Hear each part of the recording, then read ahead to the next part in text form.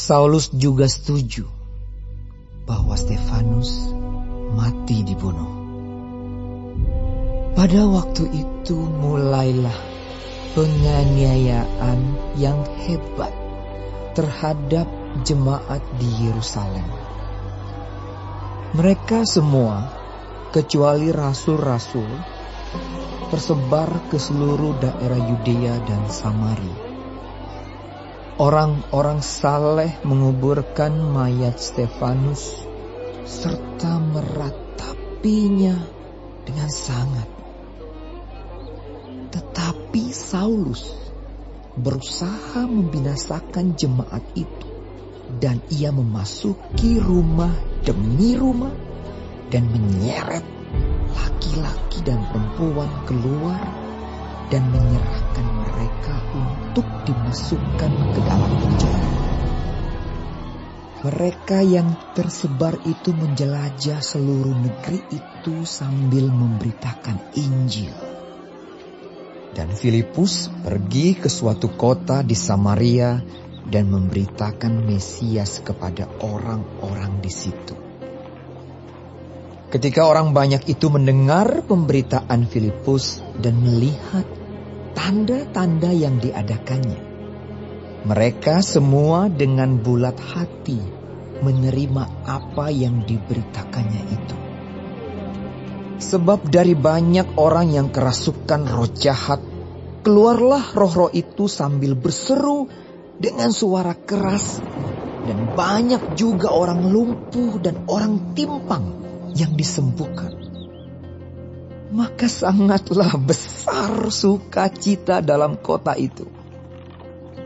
Seorang yang bernama Simon telah sejak dahulu melakukan sihir di kota itu dan mentakjubkan rakyat Samaria, serta berlaga seolah-olah ia seorang yang sangat penting. Semua orang, besar kecil, mengikuti dia dan berkata, "Orang ini adalah kuasa Allah yang terkenal sebagai kuasa besar." Dan mereka mengikutinya karena sudah lama ia mentakjubkan mereka oleh perbuatan sihirnya.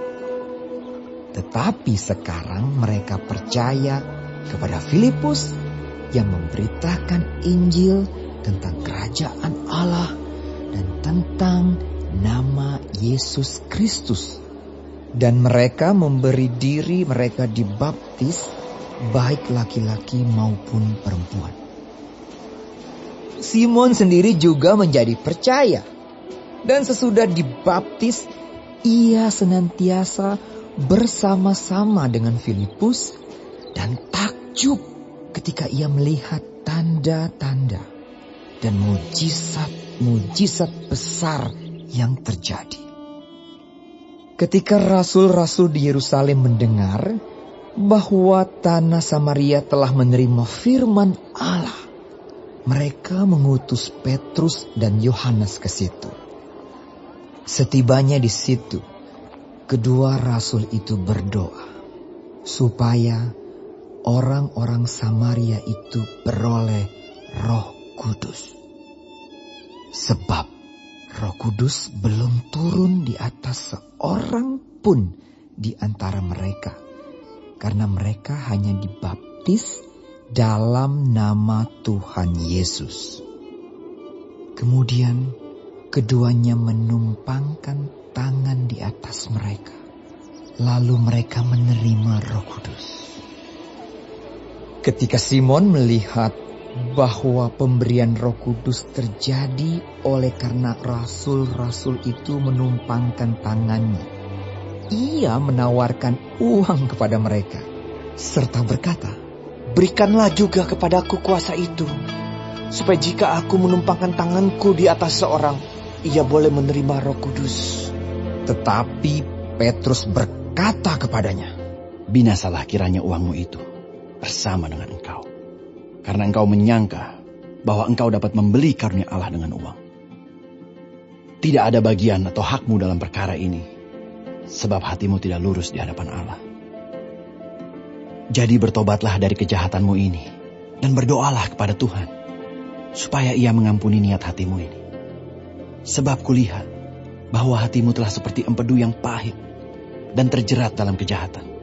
Jawab Simon, hendaklah kamu berdoa untuk aku kepada Tuhan, supaya kepadaku jangan kiranya terjadi segala apa yang telah kamu katakan itu.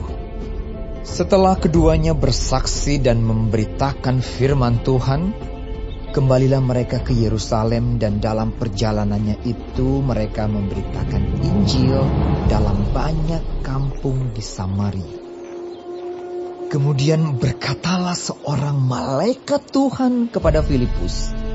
Katanya, bangunlah dan berangkatlah ke sebelah selatan, menurut jalan yang turun dari Yerusalem ke Gaza. Jalan itu jalan yang sunyi. Lalu berangkatlah Filipus.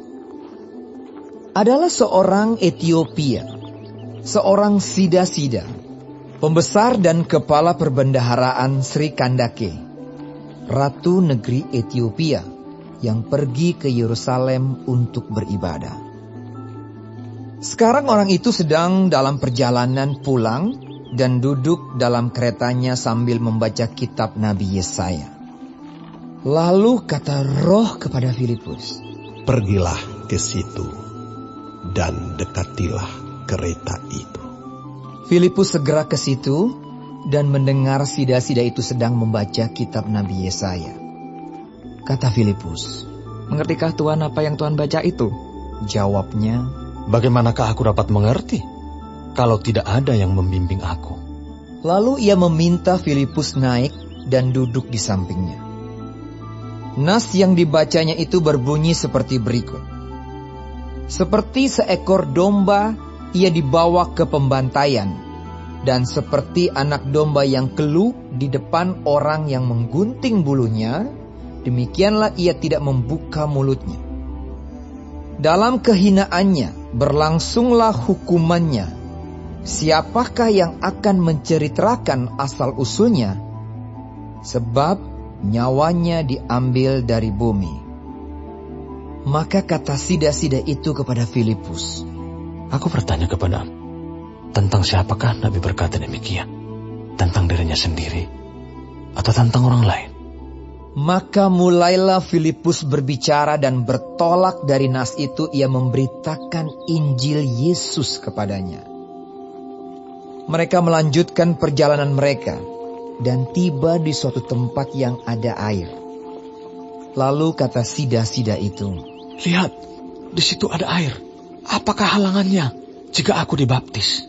Sahut Filipus, jika Tuhan percaya dengan segenap hati, boleh.